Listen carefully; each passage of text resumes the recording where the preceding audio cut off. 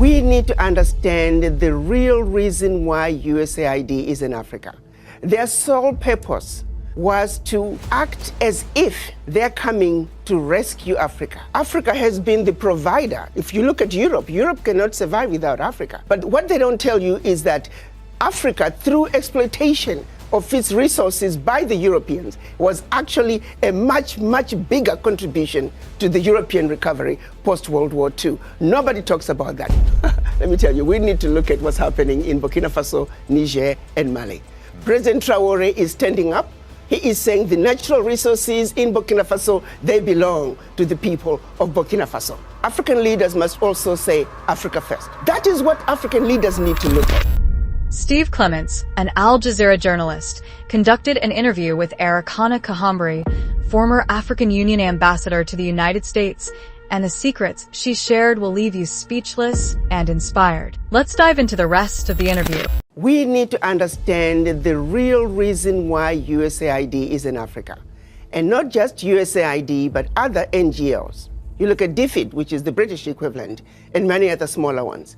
Their sole purpose was to act as if they're coming to rescue Africa. They're coming to fill in the gaps in government services, gaps in education, gaps in healthcare, gaps in humanitarian services. They're coming in the guise of addressing issues to do with human rights, issues to do with environmental protection and social justice. They are coming in claiming that they are introducing grassroots initiatives that are going to help the people. And so they use that as a way to go into the most remote parts of Africa. They're talking about government advocacy. When you look at it on paper, it all looks really good. But they're actually wolf in sheep's clothing. They are using that open access sounding humanitarian to constantly destabilize governments. I can tell you right now, the majority of African leaders, and not just African leaders, but leaders in the developing world, are celebrating the exit of USAID. I was listening to a program, I believe it was CNN, and I was jumping up and down. It was a government official from Hungary. He was echoing the same sentiment. He said they are happy USAID is leaving Hungary because they are always supporting opposition. Their form of government advocacy is supporting whoever can keep the government in a turmoil. The majority of some of the workers, now the average USAID worker may not realize it, but quite a few of them are also operatives who are underground, and their major agenda is to destabilize governments, destabilize countries. If you think about it, their sole purpose, for example, filling in the gaps in healthcare and education. Where is the change? Show me one country that USAID was in and education improved. Show me what country where USAID was in and healthcare improved. The social services they're bringing, it's peanuts. The American taxpayer needs to know the billions of dollars that are being given to USAID, a fraction is making it to the people. Let's look at what HIV/AIDS was used to do. We know of a program that was run out of South Africa where they actually were injecting people with the virus. The reason some of the AIDS virus spread as rapidly as it did in Southern Africa, there were some very dirty games being played on African people. They were using Africans as guinea pigs for experimental activities. Even when you look at every aspect, they're using us as guinea pigs. Yes, there is some good, a percentage of some good, but not all of it is done with good intentions. You look at agriculture, they're destroying African agriculture by introducing those GMOs. You plant your seed in one season, your soil is finished. We used to have seeds that we can use from one season to the other. The introduction of GMOs through these agencies, USAID is one of them. We are destroying Africa in a massive way. A little good is coming out, but by and large, the end result, they mean no good. They can turn around and give us an inventory and say, as long as you have been in Africa and also other parts of the world, show us your success rate. You claim you're helping governments with education and healthcare. Show us your success rate.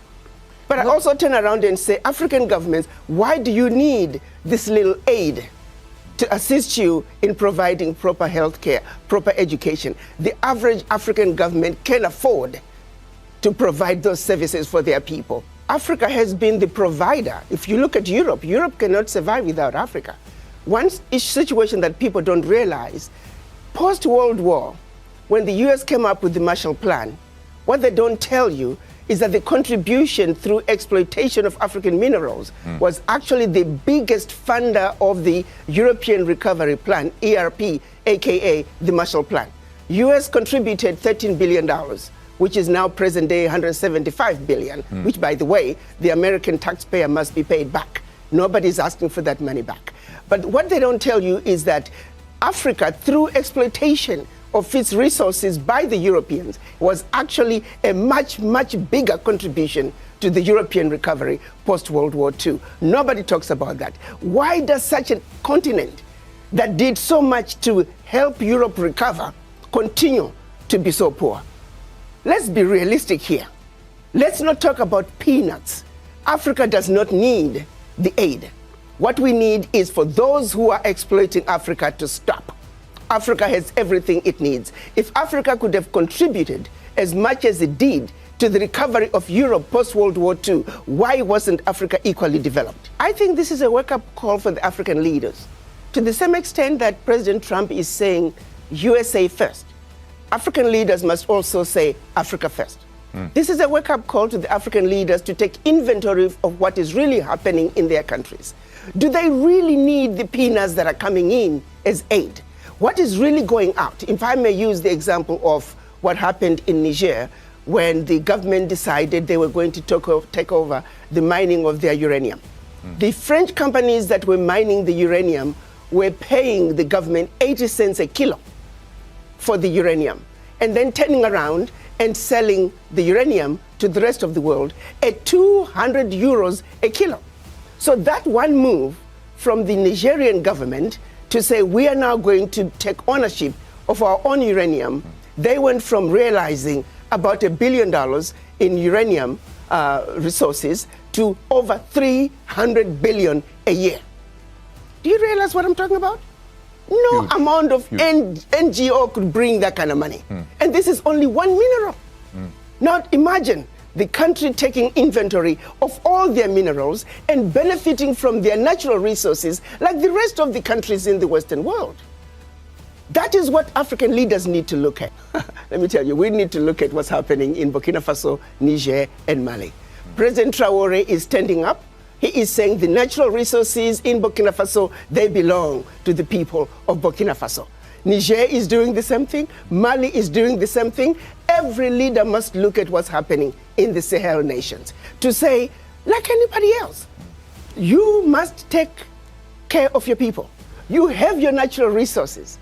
You have everything you need to take care of your people. Why do you continue to be beggars? Look at what is being brought in by not only USAID, but all the NGOs in your country. It's peanuts. It's a joke that the African leaders should continue to be beggars of peanuts when you are looking and allowing billions to get out of your country year in and year out, if not trillions, in natural resources that your people should be benefiting from.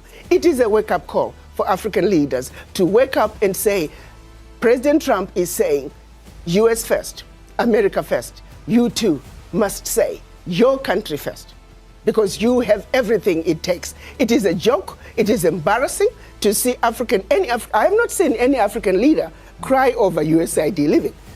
I can tell you for a fact, the average African leader privately is celebrating the exit of USAID because they know what is really going on. To be honest with you, why should African leaders care? Why should Trump care about Africa? He shouldn't care about Africa to the same extent that the African leaders really shouldn't care about a relationship either. If the relationship can be worked out, that's wonderful. But if President Trump is saying, I have a mandate from my own people to take care of my people, and I'm doing what I need to do to take care of my people, African leaders need to take that same position. You see, it takes two to tango. If President Trump does not want a relationship with Africa, Africans shouldn't be begging for it. I'm hoping that this will translate into African leaders looking from within, because they don't really need to keep looking outside. They have what it takes. It's a wake-up call, just like what happened during COVID. It was a wake-up call for African leaders to realize that you must begin to look within Africa to take care of yourself. When the chips were down, the world walked away from Africa during COVID. So that's a reality. No supplies were coming to Africa, Africans were not manufacturing anything, and African leaders were forced to look from within. This, I'm hoping, is another wake-up call where African leaders also begin to realize we must look from within. But let me underscore this. The average African leader and majority of leaders of developing world, I can tell you, they are celebrating the exit of USAID, and we hope that there will be exits of many other NGOs that are carrying out nefarious activities in Africa and anywhere else in the developing world in order to further the agendas of their governments, which is to continuously destabilize, divide, and conquer. Africans must take a position and protect their turf. China wants to come and exploit Africa. They'll get away with it to the extent that Africans allow them. The United States wants to come and exploit Africa. They'll get away with it to the extent that the Africans will allow them. The question is, does Africa have an African position when they come to the negotiating table with the world? The answer right now is no. Africa must unite. Africa must speak with one voice, and Africa must go to the world stage with one voice, one agenda, one plan that the world will have to respond. But as long as Africa is going to the world as bitty little countries, as Togo, as Eswatini, as Guinea-Bissau, Africa is fighting a losing game. Africa must unite, and Africa must speak with one voice. That is the only way a strong, united Africa can take a rightful place on the world stage and be respected and stop the exploitation. If you go back to colonization, if you go back to the Christianity and how it was introduced, how we were trained to be subservient. In Africa, the rules of the game were the same. I think that what was done to brainwash black people around the world, long before they even left Africa, we are still suffering from that legacy of colonization, the legacy of slavery, where the people in power, they themselves don't believe they can do it. We still have leaders who believe you can't make it unless you're working with white people. We have individuals who think only something brought in by white people is what's likely to succeed. With that kind of mentality, it is a very difficult battle. Our battle to succeed, to unite as the African continent, it is a battle of the mind. And each and every African must realize that we are defeated where it matters the most, which is the mind. Brainwashed to the core. Brainwashed to not believe in ourselves and what we can do as individuals. Wherein lies the problem. I think what's happening in the United States through President Trump is going to make them realize that this is what you need to do. You're going to have to pull yourself up by the bootstraps. President Trump is saying, I have a mandate, America first. So you Africans, are you going to sit back and just wait and see the next move that President Trump is going to make? Or you're going to also say, I have a mandate from my people, and I'm going to do what I need to do.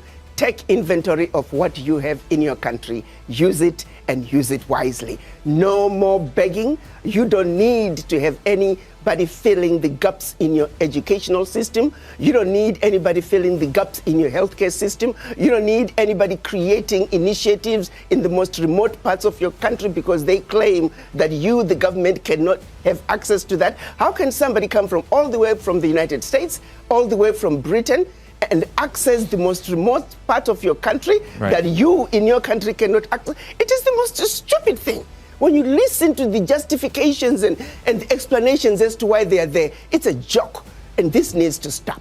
Just finally, Ambassador, when you look at U.S. behavior retracting, we've just got a minute left, but I would love to know from you, what do you think about the UN? What do you think about the International Court of Justice? Because probably the contraction that we're talking about is going to happen in a lot of institutions. Do you worry that Africa will be worse off without those institutions? No, those institutions were created after the Second World War. United Nations, it took 4 weeks to create the United Nations. Why? In order to help the recovery of Europe. The World Bank, the IMF, it took 3 weeks to create them after the Second World War in order to aid in the recovery of Europe from its own self-implosion and destruction. So no. These institutions were not created to benefit the developing world. To the contrary, they were built to steal from the developing world. Their success is based on the failures of the developing nations where they have been stealing from. So no. We must celebrate what President Trump is doing